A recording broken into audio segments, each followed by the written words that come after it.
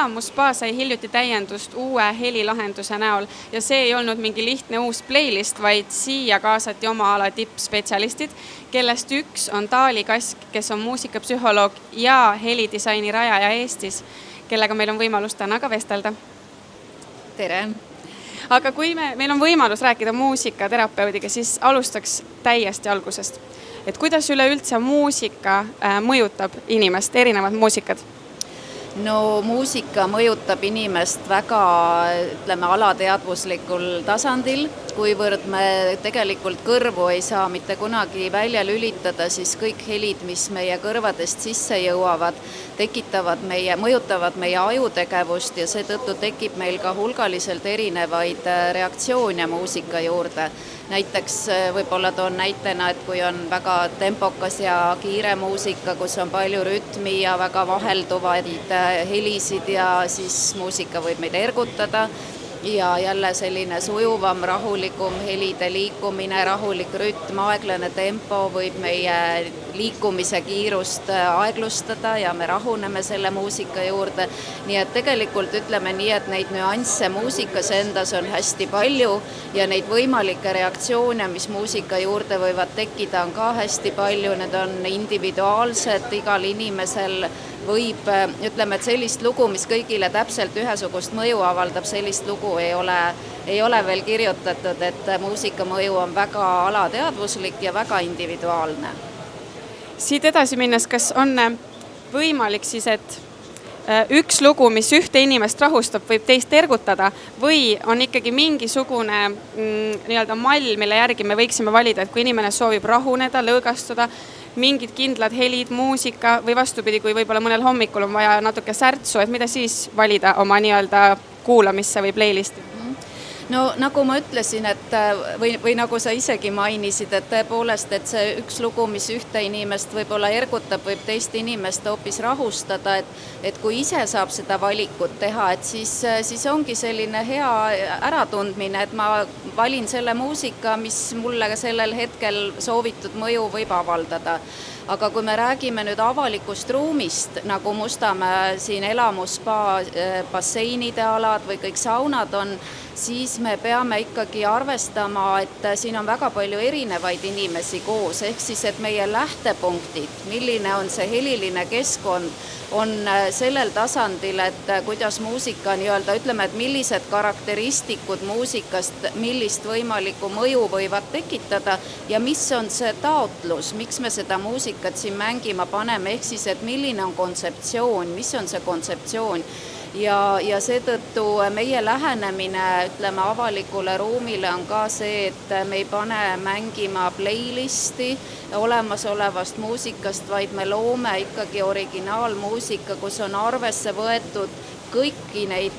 keskkonna eripärasid, erinevaid tegureid, mis selles keskkonnas on. Me oleme loonud siia tervikkontseptsiooni, sellise muusikalise kontseptsiooni kogu kliendi teekonnale alates sellest, et kui ta foajeest sisse astub, mis teda seal tervitab, millised on erinevate saunade eripära, me oleme need grupeerinud 4 oluliseks grupiks, kus on siis 4 elementi, millele me oleme siis üles ehitanud ka muusikalise keele või selle helikeele. Nii et tegelikult neid nüansse siin on ikkagi hästi-hästi palju, millega me oleme arvestanud. Aga kui palju muudab spa-alale muusika loomine, kui palju ta erineb võib-olla tavamuusika loomisest või sellest näiteks, ma ei tea, kuidas poodidele valitakse muusikat, kuidas inimene oma koju või mõnele muule taustale valib muusikat, mis oli selle projekti võib-olla siuke väljakutse või midagi üllatuslikut, midagi sellist, mis teid nagu pani natuke rohkem mõtlema või? No nagu ma mainisin, et oluline on esiteks see kontseptsioon, eks ju, et mille me siis oleme Mustamäe Elamusspaale loonud ja lähtuvalt millest me oleme selle muusika loonud, eks ju. Siis teine oluline nüanss on kindlasti see, et miks inimesed siia tulevad. Et kui me võrdleme siis spaad ja poekeskkonda, eks ju, siis see hakkab hästi dikteerima ikkagi seda, et millised on need muusikalised nüansid, mida me kasutame, et milline on see tempo või milline on see tonaalsus, millised on need helid. Noh, siin spa keskkonnas, kus me praegu istume näiteks, on ju päris palju ka erinevaid olmehelisid ja müra, siin on veevulinat, inimeste liikumist, et see muusika peab ka ikkagi ütlema oma tonaalsuselt olema selline, et ta kostab sellest üldisest mürafoonist välja ja et ta omakorda ei tekita siia lisamüra, vaid et ta ikkagi nii-öelda tasakaalustab kogu seda keskkonda, seob neid olmehelisid sellisesse mõtestatud konteksti ja pakub siia ruumi ikkagi sellise emotsionaalse fooni, kus inimestel on võimalus aega maha võtta, aeglustada oma igapäeva argist rütmi ja tempot, lõõgastuda, nautida ja tulla siit välja sellise tundega, et nad on siin puhastunud ja võib-olla isegi võiks öelda, et muusika on neid ülendanud siin olles. Et sa tuled uue ja värske inimesena siit spaast välja. See on olnud ka meie soov ja meie taotlus kogu selle kontseptsiooni väljatöötamisel ja ka selle muusika loomisel siia erinevatele aladele. Võib-olla siis väga tahaks teada sellest, et kui on muusika õige valitud, foon on õige, kõik nagu toimib, aga kuidas muusikat õigesti kuulata, et see jõuaks päriselt võib-olla minu sisse või muudaks siis minu närvisüsteemis midagi? No, et muusikat kuulata, siis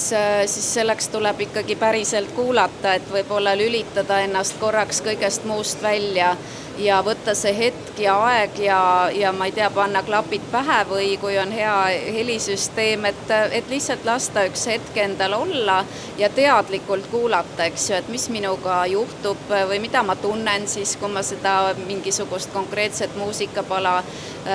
kuulan, et jälgida nii iseenda võimalikke reaktsioone või siis kuulata seda, mis juhtub muusikas endas. Et see on ka huvitav protsess teinekord panna tähele teadlikult, et mis seal toimub, eks ju.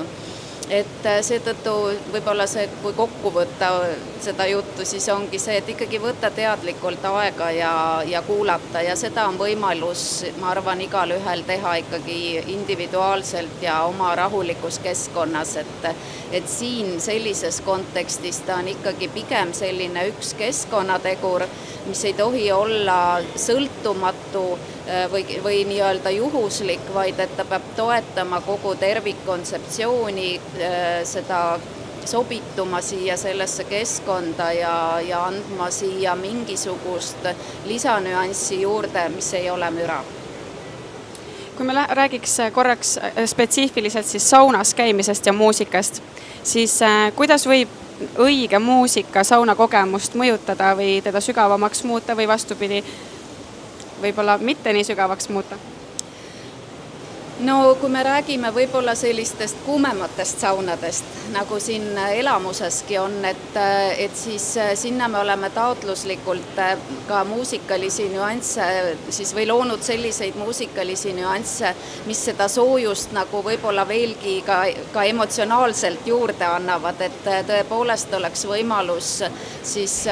oma keha hästi nagu soojendada ja kuumutada. Kui me räägime võib-olla auru ja veega seonduvatest saunadest, siis seal võib-olla, ütleme, et vihmaveevulin või veevulin üldiselt ikkagi paljudele inimestele mõjub ka rahustavalt ja seal me oleme ka taodelnud seda efekti, et inimene saaks seal justkui nagu puhastuda ja rahuneda ja et ka see, ütleme, mitte ainult see niisugune füüsiline veeheli, vaid et ka muusikaliselt selline emotsionaalne, ütleme siis selline puhastumine saaks toimuda. Nii et noh, jällegi, et me oleme ikkagi hästi arvesse võtnud konkreetse sauna eripära ja me oleme loonud sinna muusikaga juurde sellist tonaalsust, mis selle sauna eripära kõige paremal moel siis aitab välja tuua. et see on nagu hea filmi puhul, et kui me vaatame filmi, siis sageli me ei märkagi, et milline muusika nende liikuvate piltide taustaks on, aga samas me kogu aeg nii-öelda muusika toetab seda visuaalset poolt, neid liikuvaid pilte ja loob selle emotsionaalse värvingu sinna juurde, muidu need oleksid oluliselt nii-öelda infovaesemad või emotsionaalselt tühjemad need kaadrid, nii et sama on tegelikult olnud ka siia nende heliteoste loomisel. Aitäh teile ja ma loodan, et inimesed tulevad ja kuulavad ja päriselt kuulavad, mis siia loodud on, sest et see on suur töö ja aitäh teile! Aitäh!